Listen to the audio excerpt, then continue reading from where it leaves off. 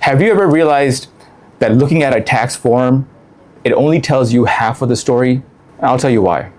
Imagine if you're a crypto fund or a business and you are sending out investor reports before actually checking those reports against broker forms or on-chain data or any bank statements that actually match.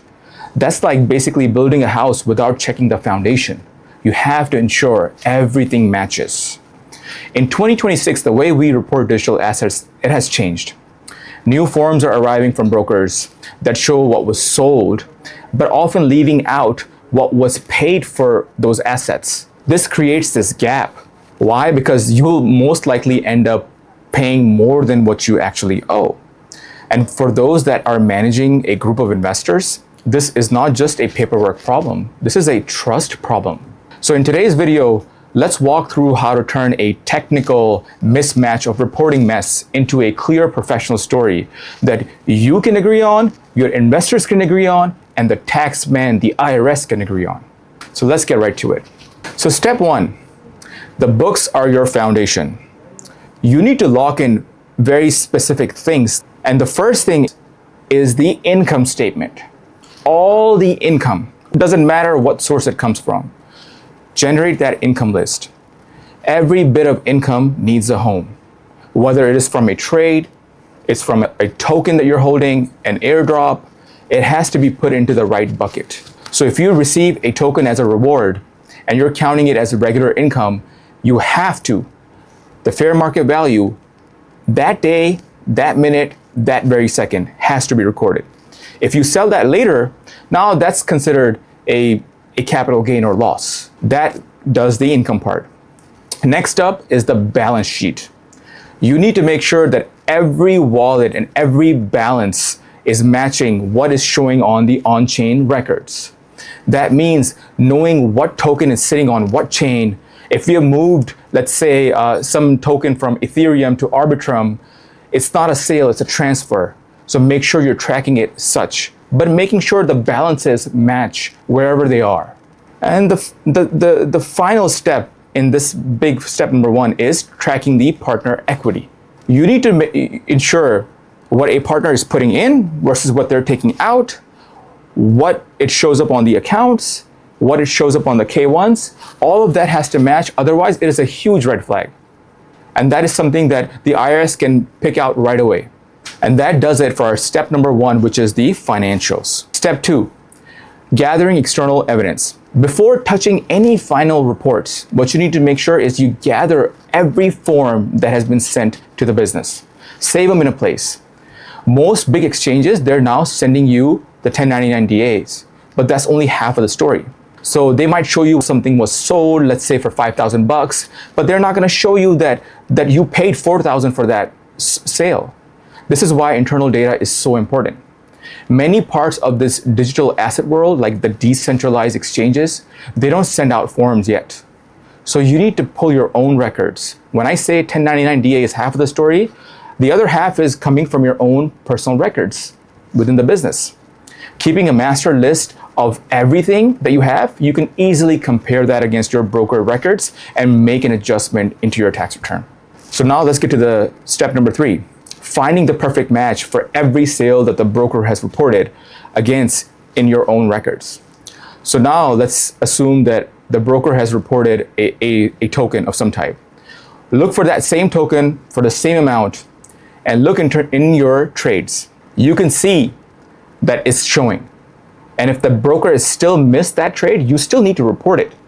So this kind of happens a lot in private wallets where something is not being reported by a broker. Why? Because it is in your self-custody wallet. So tracking those requires a little bit of unique digital fingerprinting and doing all your wallet-based accounting and getting all that done. That's how you find that out.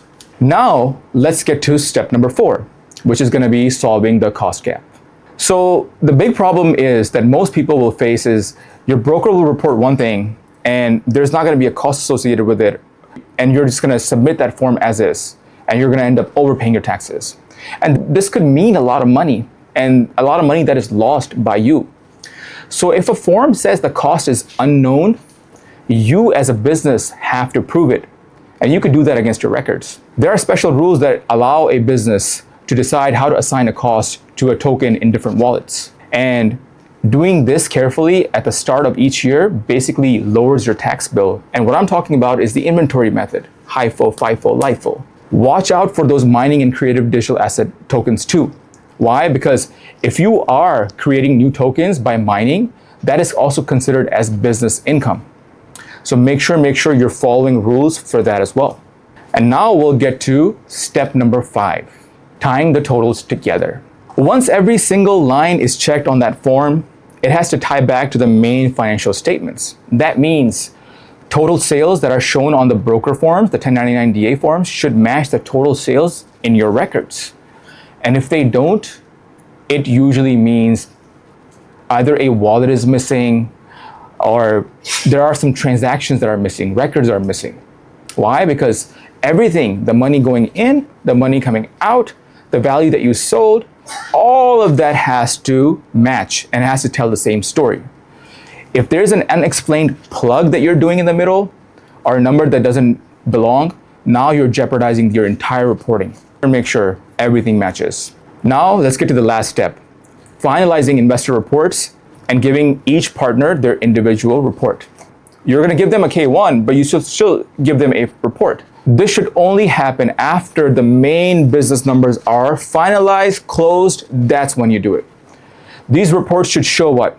Each partner's share of income, their share of the entire business value itself, and their equity accounts. If the business has investors in different states, you also need to track those specific rules. Let me tell you, there are a few things that often trip people up. One is moving tokens between your own wallets. And a lot of times when you don't tie that out, it becomes a sale. It needs to be a transfer. Another one, a trap, is how to handle DAOs, especially if it's a community DAO. You know, what is it in business investment? When you're getting money back from it, are you a silent partner? All of that needs to be clarified. And it doesn't matter if a business has a physical office or not. You still need to follow all the rules that are dictated by the IRS. Some of the state laws that you should also watch out for and you should be very careful for example, in California, businesses that handle digital assets may soon need to have a special license to operate. So you need to make sure that each state you're complying with all the rules and regulations. Otherwise, a simple tax bill can become a huge penalized debacle. So are you finally ready? Are you ready to basically produce reports for your investors? Are all the tests met? Everything that we discussed in this video, if everything is meeting and everything is matching the way it should, and you're following all the rules given by the IRS and the Department of Treasury, then you're good to go. That means all the partners' account math is perfect and everything is good. Everything is reconciled. So at this point, the final reports should just be a snapshot away where you just click a button and they're done. So the guessing game is now over. Getting ahead of this chaos is what you need to do to make sure that you're providing the right tax returns, K-1s, financial reports, and everything in between.